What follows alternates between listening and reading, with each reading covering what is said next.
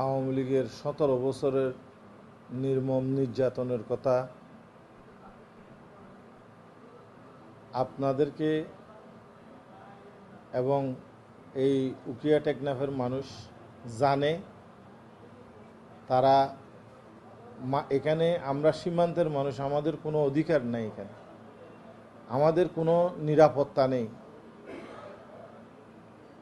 আইনের বিভিন্ন অবৈধ সুযোগ সুবিধা নিয়ে এরা মানুষদেরকে হত্যা করেছে। ওসি প্রদীপ তার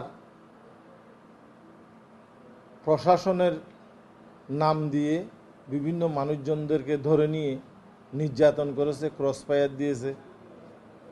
আমার একজন চাচা, আমার ভগ্নিপতিকে ধরে নিয়ে তারা ক্রসফায়ার দিয়ে মেরেছে। আমার 2 ভাইকে ধরে নিয়ে গেছিল আমাকে না পেয়ে। 2 কোটি টাকা চাঁদা দাবি করেছিল। এই চাঁদা না দেওয়াতে তাদেরকে দীর্ঘদিন এসপি মাসুদের অফিসে নিয়ে বন্দি করে রেখেছিল এবং আব্দুর রহমান বদি তার অনুসারীদেরকে নিয়ে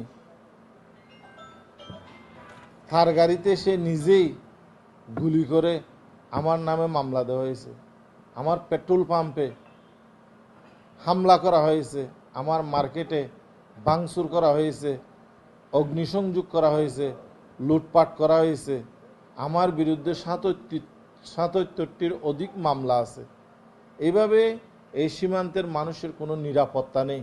তারা যেমন ইচ্ছা তেমনভাবে প্রশাসনকে ব্যবহার করে আমাদেরকে নির্যাতন করেছে, মামলা দিয়েছে, হামলা করেছে, অগ্নিসংযোগ করেছে, বাড়ি ঘরে হামলা করেছে। আমার 7 বছরের শিশু সন্তানকে হত্যা করেছে। আমার বাবাকে ধরে নিয়ে নির্যাতন করেছে, স্ট্রোক করে আমার বাবা মারা গেছে।